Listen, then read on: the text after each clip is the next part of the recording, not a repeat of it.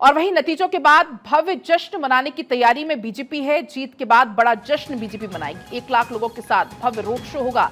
लोक कल्याण मार्ग से बीजेपी हेडक्वार्टर तक ये रोड शो का जानकारी मिल रही। रोड शो की जानकारी, जश्न पर अंतिम फैसला बीजेपी आलाकमान करेगा, क्योंकि तमाम जो एग्जिट पोल हैं वो बीजेपी के एक बार फिर से प्रचंड बहुमत से जीत का दावा कर रहे हैं और उसके आधार पर ये जानकारी मिल रही है कि नतीजों के बाद भव्य जश्न मनाने की तैयारी जो कि बीजेपी की तरफ से की जा रही है। एक बड़ा रोड शो जिसकी तैयारी हो रही है, हालांकि इसकी अभी कोई आधिकारिक पुष्टि नहीं हुई है। जो फैसला है वो बीजेपी आलाकमान की तरफ से लिया जाएगा। 1 लाख लोगों के साथ भव्य रोड शो होगा जो कि लोक कल्याण मार्ग से बीजेपी हेडक्वार्टर तक किया जाएगा। क्योंकि देखिए, बीजेपी लगातार जब से ये वोटिंग खत्म हुई है, जब से 7वें चरण की वोटिंग संपन्न हुई, तब से बैक टू बैक बैठकें भी कर रही है। आज भी बैठक होना है। जेपी नड्डा के आवास पर आज बैठक होनी और अब से बस थोड़ी ही देर में ये बैठक शुरू भी हो जाएगी। और ऐसे में इन तमाम बातों का जिक्र उस बैठक में जरूर होगा कि कैसे बीजेपी जश्न को मनाएगी, कैसे बीजेपी देश को धन्यवाद देगी, कैसे हर एक नागरिक को बीजेपी की तरफ से धन्यवाद ज्ञापित किया जाएगा। तमाम ऐसे मुद्दों पर इस बैठक में जाहिर सी बात है कि बातचीत होने वाली। 10:30 बजे का हालांकि वो समय था बैठक का बीजेपी की तरफ से, जिसकी अध्यक्षता खुद पार्टी के राष्ट्रीय अध्यक्ष जेपी नड्डा करने वाले हैं। और ऐसे में तमाम बड़े मुद्दों पर मंथन उस बैठक में किया जाएगा। जानकारी मिल रही है कि जीत के बाद लोक कल्याण मार्ग से बीजेपी हेडक्वार्टर तक रोड शो की तैयारी में है बीजेपी जश्न पर, लेकिन अंतिम फैसला भी बीजेपी आलाकमान करेगा। फिलहाल सोर्सेस के हवाले से यह खबर मिल रही है कि जब जीत होगी उसके बाद बीजेपी बड़े तरीके से, भव्य तरीके से इस जीत को सेलिब्रेट करने की योजना बना रही है। जीत के बाद बड़ा जश्न बीजेपी मनाएगी, ये सोर्सेस के हवाले से खबर है। उसमें 1 लाख लोगों के साथ भव्य रोड शो किया जाएगा, ये सोर्सेस दावा कर रहे हैं।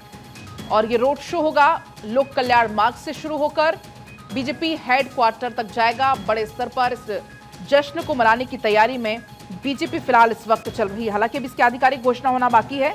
आधिकारिक घोषणा इसकी फिलहाल नहीं हुई है। आलाकमान बीजेपी के जो बड़े चेहरे हैं वो इस पर फैसला लेंगे। तो बड़ी तैयारी बीजेपी की तरफ से हो रही है। कहां और कैसा जश्न होगा इसको लेकर भी तैयारियां चल रही है। निर्णय लिया जा रहा है कि कहां पर कौन सी जगह ऐसी चुनी जाए जहां से पूरे देशवासियों का धन्यवाद वो ज्ञापित कर सकें। तो लगातार 1 हफ्ते पहले से ही ये तमाम जो तैयारियां हैं वो जारी। एक तरफ शपथ ग्रहण को लेकर भी अंदर खाने से ये खबर मिल रही है कि उसको लेकर भी तैयारियां लगातार जारी। अदिति नागर इस बीच हमारे साथ जुड़ चुकी हैं। अदिति, बड़े स्तर पर कैसे बीजेपी इस जीत को सेलिब्रेट करती है? भव्य तरीके से जश्न की तैयारी में बीजेपी इस वक्त है, बड़ा जश्न मनाने की तैयारी में बीजेपी। देखिए पलक, सबसे पहले तो ये समझते हैं और कौन कौन पहुंचा है। जेपी नड्डा पार्टी के राष्ट्रीय अध्यक्ष, लगातार कल भी बैठकों का दौर रहा और एग्जिट पोल के बाद कार्यकर्ताओं में उत्साह भी है। लेकिन भारतीय जनता पार्टी हर कदम फूक फूक के रखती है, पूरी तैयारी के साथ रखती है, सारे प्लान तैयार रखती है। तो सबसे पहले आपको बता दें कि अमित शाह जेपी नड्डा के आवास पर पहुंचे हैं, जिनको पिछले 10 वर्षों में पार्टी के रणनीतिकार का नाम दे दिया गया है।